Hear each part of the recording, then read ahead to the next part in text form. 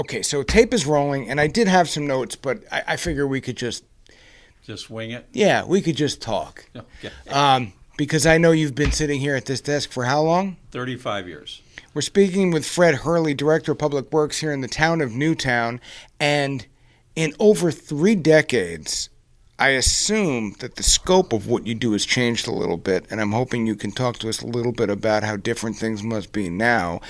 But first, it is Earth Day, and a lot of what you do allows us, as citizens of this planet, but also as residents of Newtown, to be better stewards of the land. And specifically, this orange bag program that I've talked about on the air with the Newtown Bee, things like that. Can you walk us through some of the ways the town of Newtown Public Works Department is making it easier for me as a Newtown resident to be a good steward of the land?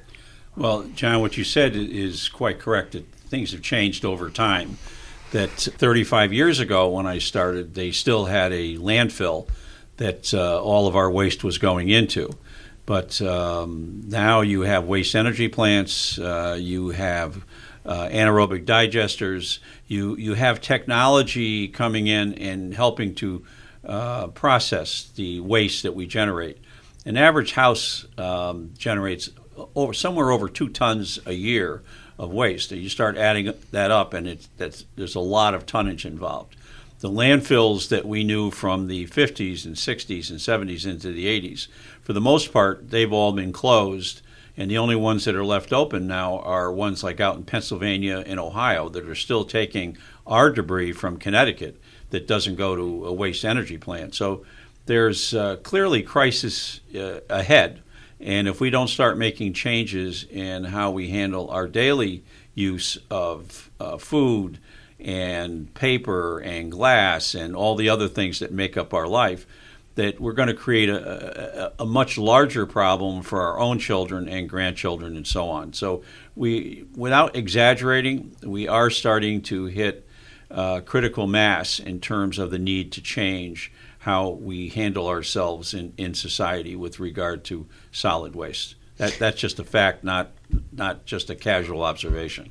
Can you tell us a little bit more about some of those programs that you mentioned just a moment ago, some of the more responsible ways of doing this? For instance, what did you call it? Anaerobic digester. Anaerobic. That's a process that's been around for a long time. It was used primarily in the sewer industry to process the sludge that was left over from processing of sewer waste. But these digesters can be configured to handle all kinds of waste and to produce all kinds of product. They can produce solid product that can be reused. They also can produce gases that can be burned to create electricity. So we're seeing a shift in what technologies are used and where they're being used. They're looking at your food scraps, because there's only so much composting that can be done as a practical matter. It takes quite a bit of land to do that. There's only so much composting that can be done in terms of organizing the collection of it. And then the other issue becomes, where does all this compost go? Whereas with the anaerobic digesters, it can create different products for different uses. So it's going to take a combination of approaches and technologies to solve this problem. There's no one answer, John, that's the magic bullet that's going to make the whole problem go away. That's just not the way it is. And there is a certain level of responsibility that each one of us has, right, in our households. What are some tips that you may have for us that we could do inside the house? Because I still have to tell you, there's only 3 of us. I got a 5-year-old, my wife and I, a couple of dogs. It's incredible the amount of garbage that we produce. Yeah, it's not hard to generate 2 or 3 garbage cans, even with a small family. We have packaging that's got to be processed. Packaging takes up a big bulk of the waste that we put at the curb if we have curbside pickup. It's a big part of what we bring in bags to our transfer stations to get rid of. So you hear the term single stream, which are your plastics, your papers, and so on. That's the stuff that at home, and it can include glass, but I'm going to talk about glass separately in a minute. How we handle all that material has also changed over time. Everybody thinks that every little plastic jar can go in the bin. In fact, they can't. Because one of the big problems that the waste processing industry has run into is that a lot of the small items, like plastic bags, for example, clog up all of the waste handling streams that separate the cardboard from the aluminum, from the plastic, and so on. So a lot of the small items, if anything is 2 inches or less, it goes in the garbage. You're really not saving the planet by putting it in the recycling bin, because all it's really going to do is gum up the works of handling the other materials that can be processed. Interesting. The transfer station here in town, as funny as it may sound, it's a really nice facility. It's laid out well. Some enhancements have been made. Talk to us a little bit about what's been done just around the corner here. Well, initially, in fact, when I was a kid up here visiting my grandmother back in the 40s and 50s, I don't really remember the 40s, but I do remember the 50s. It was the dump, literally. That's what you went to. You backed up to the edge of a hole and you just threw your garbage into the hole. That whole idea is really gone. They set up the transfer station really back in the 70s to start processing stuff like bulky waste, construction and demolition debris. And it's evolved since then, because the big hole that Newtown had in the ground, which is where the current transfer station is, filled up much, much more quickly than they ever anticipated.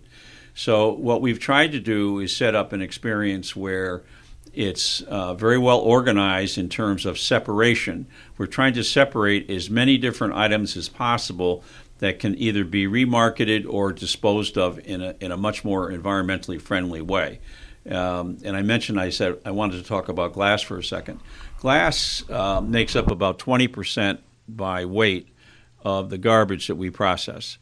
What we're trying to do here is to separate that glass out of the stream. We have 2 locations at the transfer station, and one of the things we wanted to concentrate on was pulling as much of the food glass containers as possible, whether it be wine bottles or peanut butter or whatever it might be. And we've been pretty successful with that. We have a large can for large amounts or quantities, and we have smaller cans if people just have a handful of things to get rid of. But that by itself could take care of 20% of our waste stream. And what's important about glass is it's virtually 100% recyclable. I mean, you can use glass over and over and over again. So we're also starting to see manufacturing here in Connecticut that uses that glass, and they produce a porcelain type of cement that is much more durable and much more resistant, for example, to water intrusion or salt intrusion. That's a problem in northern states where salt is used on bridges and other places for de-icing. So a lot of these items, you're trying to come full circle. You're trying to come from the use to the reuse to the use to the reuse. You're trying to get all of these things into beneficial recycling or circles of use. And that's really, in many respects, the key to getting a handle on all of this recycling. The transfer station was reorganized completely to make it able to handle a much larger capacity of people coming down there, because we don't know how long we're going to have the curbside recycling program. We don't know how many more people are going to come to the transfer station, perhaps choosing not to use a private hauler. Right now, about 40% of the people of Newtown use the transfer station exclusively for garbage as well as recycling. 60% have private haulers. They still have their curbside recycling picked up, but the quantity requires, in many cases, they still make a visit to the transfer station. Now, is that number, increasing or decreasing? It's been relatively static for the last several years. And it really comes down to personal choices. A lot of people don't feel they have the time to come to the transfer station because it is busy. That's one of the things we're looking at doing, is perhaps increasing the hours or even adding another day. Right now we're open from 7 to 3, Tuesday through Saturday. We're thinking about opening a couple nights during the week and possibly reopening on Monday. The point of that being that the more convenient you make it for people, the more likely they are to use your facility. Mondays for contractors or just commercial? Right. Yeah, the commercial haulers come in on Monday. They come in other days, but only the commercial haulers currently come in on Monday. And I have to give a tip to Disney. We designed the throughput as a long queue, which is what you get in all the Disney rides, so that you can keep people moving along. When they I have a 5-year-old. I just visited for the first time Okay. back in September, so I appreciate what you're saying. When you're on that line, as Yeah. long as you can keep moving, usually Yeah. the kids are okay. But when you have to stand for a long time, that creates a lot of animosity. So we've tried to create additional drop-off locations on the loop. We paved it so it's clean, and we try and keep it very clean. And a lot of people have appreciated the fact that they don't feel like they're taking their life into their own hands going down there. I wasn't being sarcastic. It is a pleasant experience. Yeah. I don't mind going, and I go 2-3 times a week. Which we like hearing, which Yeah. is good. So, can we talk more about that orange bag program? The Newtown B, I remember we've talked a little bit about that. That's just another indication of how serious you guys are about, getting ahead of trends. Yeah, jumping ahead a little, not ahead actually, jumping back. Currently, the state has between 800,000 and 900,000 tons of capacity for processing solid waste that they've lost. They lost it when 2 of the big waste energy plants were shut down and not to be reopened. So that waste now is basically going on railroad cars and trucks out to Pennsylvania and Ohio. The day could come when that has to stop. The question is, how does the state then handle the 800,000 or 900,000 cubic yards of waste? That's where we come back to, okay, how are we going to get people to reduce how much waste they produce? They need to recycle more. They need to compost where they can. They need to try and just reduce waste overall, or learn to reuse things that they've got. So it's a pyramid of solutions that need to be followed. Will it get rid of all that 860,000 tons of garbage? Probably not. But the more of a dent it puts into it, the more time we have to come up with other solutions. And that's where I mentioned the anaerobic digesters. I think one path forward that has a lot of promise is the mandatory, and people hate that word mandatory, but let's say the strongly encouraged food scraps program, where they could pull as much as 22% by weight of their current garbage, and it could all be composted and or put into these anaerobic digesters, and we could end up with a positive product that we could use. At the same time, we're reducing the overall tonnage of garbage in the state. So there are ways to do this. The Orange Bag was a challenge program so that people would try. We were giving households two orange bags equivalent per week, and try and challenge them by source separating as much as they could to get their waste down to only 1 or 2 bags. And the orange bags were distinctive. We're still looking at some type of bag program that would start full-time in July 1st of next year. We're going to take the rest of this year and the first part of next year to work on the logistics of making that a permanent program. You've got to give people methods and ways to do things. You also have to encourage them. Along the same lines, we're looking at trying to develop the change in attitudes, permanent change in attitudes over the long haul. We have a demonstration program that we're looking at doing at Sandy Hook School, where we're going to start at the lower grades with a food scraps program, but also introduce items into the curriculum that would follow these kids as they go through their grades. And it's actually potentially a 10-year program. You have to educate and then reinforce and reinforce and reinforce until that becomes, I think the expression used, the muscle memory of doing it automatically. It takes a long time to change attitudes and practices in a society. You can't do it overnight. You can't do it with one program. You can't just beat up people with it. You've got to explain to them how it can be done, show them how it can be done, and then make it practical for them to do it. And why? To save the planet, This is Earth Day we're talking about. Fred Hurley, the things that fall under the umbrella of Public Works surprised even me. Talk to us about some of the other areas that you guys focus on. I mean, we're talking about our roadways. This is a big town.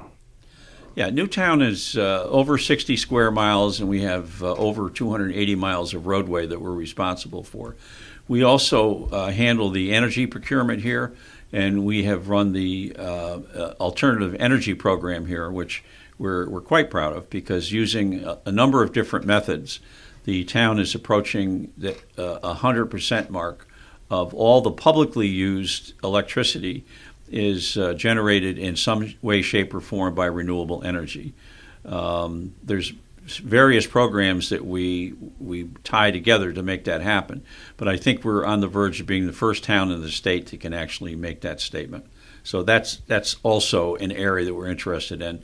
And then we have the Water and Sewer Authority, we have public buildings, and then we have this little thing called the winter. We do winter maintenance, and you see us out and about with our yellow trucks waking you up at 3 o'clock in the morning. But you're usually my happy plow to hear us. guy is like an angel when we see him coming down our dirt road. There are a lot of dirt roads in Newtown. We used to have about 30 miles of dirt road. We still have about 17 or 18 miles of dirt road. They're very popular with the equestrian set because they're My neighbor. much happier to ride horses up and down dirt roads. So it's still a town that's got rural character, although it's building up its suburban character as well. 35 plus years, how much has it changed here? Well, when I got here in '89, I was only coming here for 5 years. I was going to have the first sewer system in town designed and built, and I was going to leave after 5 years. That plan didn't exactly work out, as we're 35 years later. But in that time, we've really done 3 different sewer systems. We've done the central system, which was an environmental system. It was the primary focus of it. The Hawleyville system, which is more for development, that actually goes to Danbury through Bethel. The central plant, the central system rather, in the borough, we use our own plant. And then we also inherited in 2004 the Fairfield Hills sewer and water system, which goes now into our wastewater treatment plant as well. So it's a lot of different areas that we're responsible for. Never dull around here. And the seasons, we just don't really have a lack of work in any season. We just shift our focus as we go from year to year. And one last thing that we've been very proud of is that when I got here in '89, the town engineer and I, Ron Bomer, put a focus on bridge rebuilding. And we're within eyesight of having every bridge in town having been reconstructed in less than 50 years. For bridge life, that's like yesterday. And what got us focused on that so severely was the Iannuzzi River Bridge collapse, and then there was the l'ambiance failure of a building in Bridgeport. Yeah. And what focused us on was just how important structural integrity was, and what's the structural integrity that's most vulnerable on the roads? The bridges. So we've already rebuilt completely over 40 bridges in town, and we have about another 10 that we have to do, and then we will have completed the program. Where do you find people who have that expertise? Well, in a lot of cases, the town has internal resources, but it also contracts resources. The bridges are all designed by structural bridge engineers that put together the documents for it, and then we put it out to bid, and contractors come in and rebuild those bridges. We've done a couple of them ourselves internally. We also have a Bailey Bridge that we've used for temporary bridging of an area that may have a bad road. It's a combination. The town is too big for us to do all the work, so it's always a private-public cooperation in order to get all the work done. No town could afford to hire enough people to do it all. It just wouldn't be cost effective. So we have a combination of both. We have street sweepers that we run, and we contract street sweepers. We have tree work that we do, and we contract a lot of tree work. And that's pretty much the way we handle all the stuff that we do here in Newtown. It's a combination of resources. And it's working. Oh, it's worked very well. Our budgets have been relatively stable over the last 25, 30 years. And I think that speaks for itself. What, you still get surprises come across your desk? Do you still come in every now and again and say, oh, this is a first? Or have you seen it all, Fred? You've never seen it all. When you think you've seen it all, something will come in from the public, and you say, boy, I didn't see that one coming. Some of it's repetitive, of course, but I think what keeps me interested in this job is the fact there's always something new. As I mentioned earlier, just in the area of solid waste, we're seeing the technologies change. You need to be on top of it. The technologies in energy have changed in terms of what makes the most sense, what type of program makes the most sense for the town. So there's never a loss of getting stale. If you get stale, it's your own fault, because there's always change going on. And then finally, in the areas of the town itself, we've talked about what people could do. You mentioned a little bit, the town itself is looking to be progressive with how it leaves its carbon footprint, right? At some, like the projects at Fairfield Hills or any of the other projects that the town is doing. What type of innovations have we seen there that didn't exist 10 years ago? Well, what we're very happy to see is that it's been an all-hands effort in the area of renewables. Private homeowners, 500-600 of them, have put panels on their roof. Most of our businesses in town that have the appropriate roofs have used various financing programs to put solar or heat pumps in their businesses to save, and it saves them money, but it's also the responsible thing to do. And then in the public sector, we've led the way in the public sector.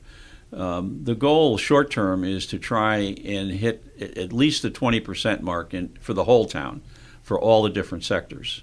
While we're close to 100% right now for the public sector, which is about 12 million kilowatt hours, that's still that's 8 or 9% of the total in town. So we've still got a long way to go.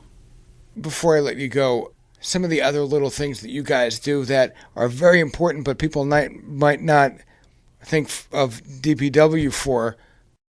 When we go exercise our right to vote, I understand that you guys are the ones who bring the machinery to the schools. Is that true? Yeah, we're kind of the workforce for all the different departments in town. It could be moving tables and chairs so that an organization can have a meeting.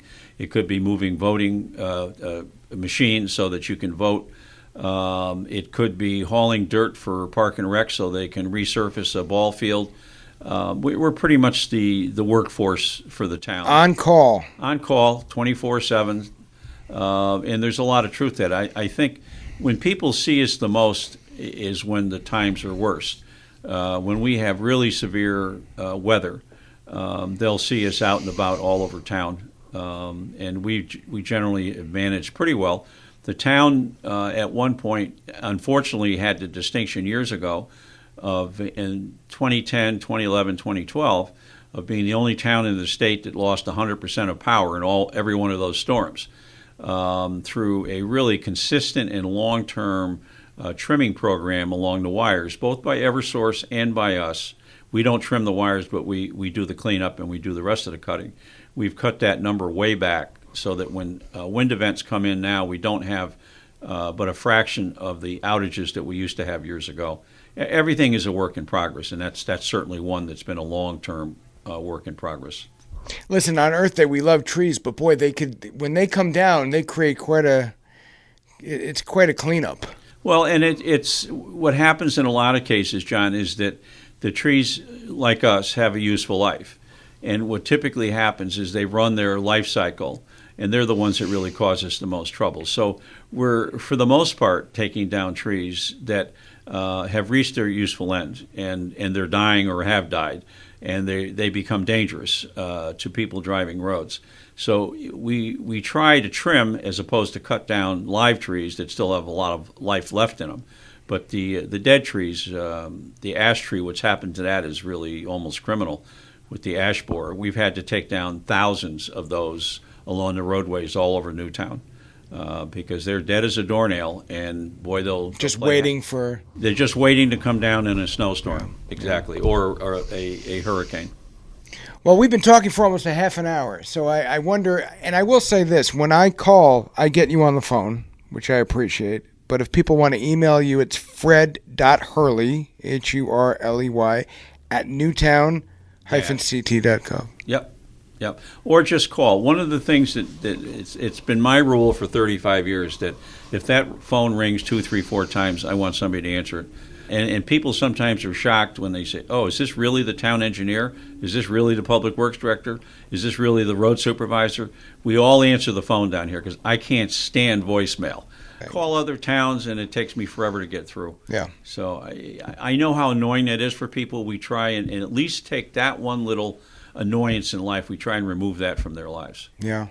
Well, you're doing a heck of a job, and I appreciate the update on this Earth Day, and I think we'll check in with you again maybe seasonally. What do you think? No, anytime. Yeah.